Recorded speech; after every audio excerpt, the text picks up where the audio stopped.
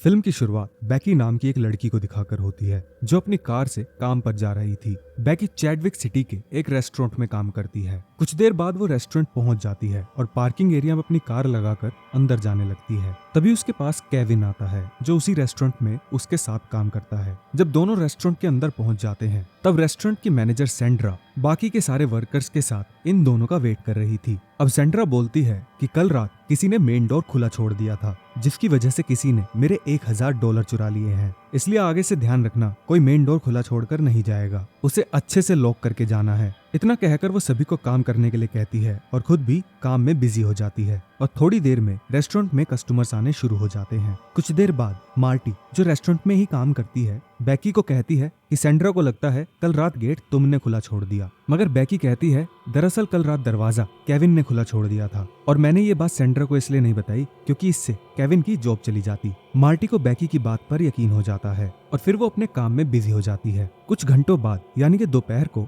Restaurant में एक call आती है। जैसे ही सेंड्रा उस कॉल को पिक करती है दूसरी तरफ से डैनियल नाम का एक पुलिस ऑफिसर कहता है कि मेरे पास एक आदमी आया है और वो बता रहा है कि आपके यहाँ से जो $1000 चोरी हुए हैं वो आपके रेस्टोरेंट में काम करने वाली एक लड़की बैकी ने चुराए हैं और उसने अपनी आंखों से आपके पर्स से वो $1000 चुराते हुए देखा है। इसके बाद डैनियल सेंड्रा को कहता है कि मेरे पास इन्वेस्टिगेशन करने के लिए पुलिस की एक बड़ी टीम है जो आपके कहने पर रेस्टोरेंट में आकर बैकी से पूछताछ कर सकती है, लेकिन इससे आपके रेस्टोरेंट का नाम खराब होगा, इसलिए तुम्हें मेरी हेल्प करनी चाहिए। सेंड्रा घबराकर पूछती है आखिर मैं आपकी हेल्प कैसे करूं? जिस पर डैनियल सेंड्रा को कहता है कि सबसे पहले तो बैकी को लेकर रेस्टोरेंट की बैक साइड पर आओ और उससे मेरी बात करवाओ। सेंड्रा ठीक ऐसा ही करती है। फिर वो बैकी के पास जाकर उसे रेस्टोरेंट के बैक साइड पर ले आती है और उसे कॉल के बारे में सब कुछ बताकर उसकी बात डैनियल से करवा देती है। फोन पर बैकी डैनियल को कहती है मैंने ऐसा कुछ भी नहीं किया है, मगर डैनियल उसे कहता है मेरे पास एक आदमी आया है जिसने तुम्हें सेंड्रा के पर्स से पैसे चुराते हुए देखा है। इसके बाद वो बैकी को कहता है कि सेंड्रा को फोन दो। डैनियल सेंड्रा को कह देता है कि आपको बैकी के पर्स की तलाशी लेनी चाहिए, जिसके बाद सेंड्रा बैकी का पर्स चेक करने लगती है और उसे वार्निंग भी देती है अगर तुम्हारे पर्स से मेरे पैसे मिले तो मैं तुम्हें अभी के अभी नौकरी से निकाल दूंगी। मगर बैकी के पर्स से कुछ भी नहीं मिलता। सेंड्रा डैनियल को बताती है कि मुझे बैकी के पर्स से कुछ नहीं मिला। डैनियल उसे कहता है कि बैकी को आज रेस्टोरेंट में ही पकड़ कर रखना। साथ ही वो सेंड्रा को ये भी कहता है कि आपको मेरी फोन कॉल पर ही मदद करनी होगी। सेंड्रा कहती है मुझे लगता है बैकी इनोसेंट है, उसने पहले भी कभी कुछ ऐसा नहीं किया, लेकिन डैनियल को इस पर विश्वास नहीं होता। कहता है अगर बैकी निर्दोष निकली तो इसकी जिम्मेदारी मैं खुद लूंगा और इसकी जो भी सजा मुझे कानून देगा मैं उसे कबूल करूंगा। सेंड्रा दोबारा डैनियल की बैकी से बात करवाती है और बैकी उसे समझाने की कोशिश करती है कि सर मैंने आज तक कभी भी ऐसा कोई काम नहीं किया, मैं कोई चोर नहीं हूँ। इसके बाद डैनियल बैकी को 2 ऑप्शंस देता है। पहला ये कि बैकी को चोरी के जुर्म में जेल जाना होगा और दूसरा ये कि बैकी को अपने सारे कपड़े उतारकर सेंड्रा को उसकी तलाशी लेने देनी होगी। ये 2 ऑप्शन सुनकर बैकी के पैरों तले जमीन खिसक जाती है, मगर वो जेल नहीं जाना चाहती थी,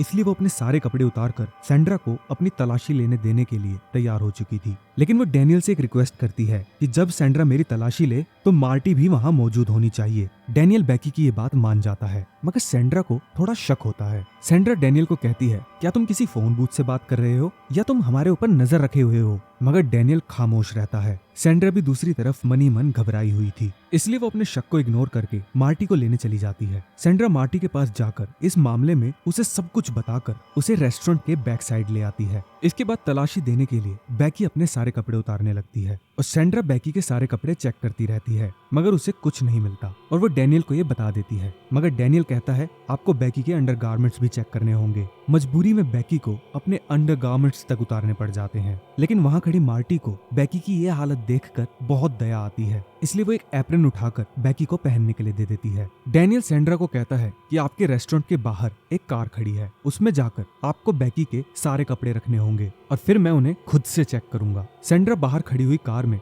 बैकी के सारे कपड़े रख देती है और फिर वापस आकर मार्टी को वापस काम करने भेज देती है। फिर सेंड्रा डैनियल को कहती है आपने जैसा कहा मैंने सेम वैसा किया, अब मुझे भी अपना काम करना है वरना हमारा धंधा चौपट हो जाएगा। इस बात पर डैनियल कहता है ठीक है आप अपना काम करने चले जाओ, लेकिन बैकी पर नजर रखने के लिए किसी आदमी को बुला लो। इसके बाद सेंड्रा केविन के पास जाकर उसे इस बारे में सारी चीजें बता के उसे रेस्टोरेंट के बैक साइड लाकर कहती है कि तुम्हें बैकी पर कुछ देर नजर रखनी है। केविन बैकी का एक बहुत अच्छा दोस्त था, इसलिए वो बैकी को इस हालत में देखकर गुस्से से आग बबूला हो जाता है और डैनियल को गुस्से में कहता है बैकी कोई चोर नहीं है, वो ऐसा कभी नहीं कर सकती। यहाँ डैनियल केविन को कहता है तुम्हें बैकी की तलाशी लेनी होगी। ये सुनते ही तो केविन को और ज्यादा गुस्सा आ जाता है। वो डैनियल को कहता है तुमने बैकी के सारे कपड़े उतरवा दिए हैं और अब भी तुम उसकी तलाशी लेने के लिए कह रहे हो, अब कौन सी तलाशी बच गई है। इस पर डैनियल कहता है तुम्हें बैकी के प्राइवेट पार्ट्स की तलाशी लेनी है। ये सुनते ही केविन डैनियल को गाली देता है, कहता है भाड़ में गया तू और तेरी तलाशी। इसके बाद वो फोन रखकर बाहर आने लगता है और अचानक से सैंड्रा से टकरा जाता है। केविन सैंड्रा को कहता है सॉरी,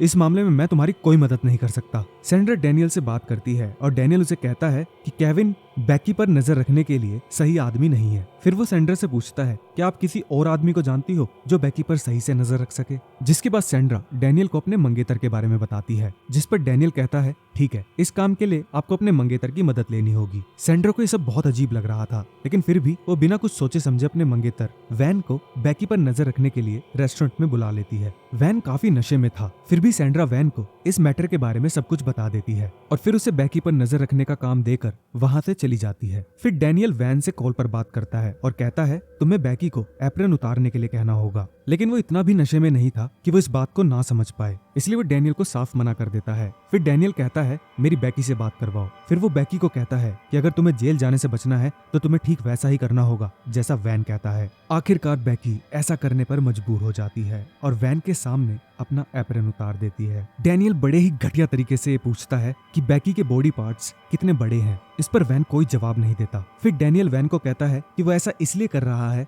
जिस आदमी ने एक लड़की को चोरी करते देखा था उसने उसकी चेस्ट पर कुछ निशान देखे थे, इसलिए तुम ध्यान से देखो। वहीं डैनियल ये भी समझ जाता है कि वैन नशे की हालत में है, इसलिए वो वैन को कहता है कि तुम्हें बैकी को जंप करने के लिए कहना होगा, जिससे चोरी करे हुए पैसे उसके प्राइवेट पार्ट से नीचे गिर जाएंगे। यही वैन के कहने पर बैकी नग्न हालत में ही जंप करने लगती है और जब कोई पैसे बाहर नहीं निकलते डैनियल वैन को कहता है तुम्हें खुद से बैकी के प्राइवेट पार्ट्स चेक करने होंगे। वैन अब बैकी से काफी अट्रैक्ट हो चुका था, इसलिए वो बैकी का प्राइवेट पार्ट चेक करने लगता है और बैकी भी कठपुतली की तरह वैसा कर रही थी जैसा डैनियल उससे करवा रहा था। और जब वैन चेक कर रहा था तभी सैंड्रा वहां आ जाती है, लेकिन इससे पहले कि वो वॉन को ऐसा कुछ करते देख पाती वो रुक जाते हैं। सैंड्रा को वैन पर शक होता है, इसलिए वो पूछती है तुम क्या कर रहे थे, लेकिन वैन कुछ नहीं कहता और यही चीज सैंड्रा डैनियल से पूछती है, मगर वो इधर उधर की बात करके सैंड्रा का ध्यान भटका देता है और जब सैंड्रा को लगता है कि सब कुछ ठीक है वो वापस अपने काम पर चली जाती है। सैंड्रा के जाते ही डैनियल वैन को कहता है कि तुम बैकी के बैक साइड पर थप्पड़ मारो और वो ठीक वैसा ही करने लगता है। अब डैनियल बैकी को कहता है कि तुम्हें एक और काम करना होगा, उसके बाद तुम आजाद हो जाओगी। डैनियल कहता है कि तुम्हें वॉन के साथ इंटीमेट होकर उसे पूरी तरह से खुश करना होगा। ये सुनते ही बैकी पहले तो हिचकिचाने लगती है, मगर अब उसे इस सबसे आजाद होना था, इसलिए मजबूरी में वो इस घिनौने काम को करने के लिए भी तैयार हो जाती है। कुछ देर बाद सैंड्रा उन दोनों के लिए खाना लेकर आती है और वो देखती है कि बैकी और वैन दोनों चुपचाप बैठे हैं, जिसका मतलब वॉन बैकी के साथ इंटीमेट हो चुका था। अब रात काफी हो चुकी थी, वॉन अपने किए पर शर्मिंदा था और अब उसका नशा भी काफी उतर चुका था और वो इन दोनों से नजर तक नहीं मिला पा रहा था। सैंड्रा को ये देखकर कुछ भी समझ नहीं आ रहा था और फिर जब सैंड्रा डैनियल से कॉल पर बात करती है वो उसे बताता है कि वॉन काफी थक चुका है, उसे घर भेज दो। इसके बाद वॉन वहां से चला जाता है और कार में बैठकर अपने दोस्त को कॉल करता है और उसे सारी बात बताता है कि नशे की हालत में मैंने कितनी बड़ी गलती कर दी। वहीं दूसरी तरफ रेस्टोरेंट में सैंड्रा का एक दोस्त उससे मिलने आता है। वहीं रेस्टोरेंट की बैक साइड में बैकी देखती है कि इस पूरे रेस्टोरेंट में कैमरास लगे हुए हैं, मतलब कि बैकी के साथ अब तक जो भी कुछ हुआ है ये सारा का सारा कैमरे में रिकॉर्ड हो चुका है। वहीं सैंड्रा हैरल्ड को सब कुछ बताकर उसे बैकी की कुछ देर निगरानी करने के लिए कहती है और उसे बैकी के पास छोड़कर वापस अपने काम पर चली जाती है। इसके बाद जब डैनियल हैरल्ड से बात करता है वो हैरल्ड को भी वही सब कुछ करने के लिए कहता है जो कुछ देर पहले वैन ने बैकी के साथ किया। ये सब सुनते ही हैरल्ड तुरंत सैंड्रा के पास जाकर उसे सारी बात बता देता है और ये भी कि अभी उसका मंगेतर क्या गुल खिला कर गया है। इतना सुनते ही सैंड्रा को यकीन हो जाता है कि डैनियल कोई पुलिस वाला नहीं है। वो तुरंत एक्चुअल पुलिस वालों को कॉल करके इस घटना के बारे में सब कुछ बता देती है। वहां आते ही पुलिस सबसे सवाल जवाब करने लगती है और फिर जब वो बैकी से सवाल करते हैं कि तुमने डैनियल को ये सब करने से मना क्यों नहीं किया, वो कहती है मैं बहुत डर गई थी। अब इसके बाद पुलिस की इन्वेस्टिगेशन शुरू होती है। फिर उन्हें पता चलता है कि ऐसी घटनाएं और भी काफी सारी जगह पर हो चुकी हैं। वहीं पुलिस डैनियल की लोकेशन को ट्रैक करके उस तक पहुंच जाती है और फिर उन्हें पता चलता है कि डैनियल एक सेल्स एग्जीक्यूटिव है और फिर उसे गिरफ्तार कर लिया जाता है। दूसरी तरफ हम बैकी को देखते हैं जो अपने साथ हुए इस घिनौने जुर्म के लिए सैंड्रा पर केस कर देती है। फिर कानूनी कार्रवाई के बाद सैंड्रा को उसकी जॉब से निकाल दिया जाता है, साथ ही कठोर सजा भी सुनाई जाती है। कुछ दिनों बाद सैंड्रा एक इंटरव्यू देती है जिसमें वो खुद को निर्दोष साबित करने की कोशिश करती है। वो कहती है कि मुझे बिल्कुल नहीं पता था कि डैनियल एक फेक पुलिस वाला बनकर उससे बात कर रहा है। मैं बस अपने रेस्टोरेंट को बदनामी से बचाने के लिए डैनियल से कॉल पर ही इस मैटर को सॉल्व करने लगी। दोस्तों, आपको क्या लगता है ये किसकी गलती है और उसे क्या सजा मिलनी चाहिए?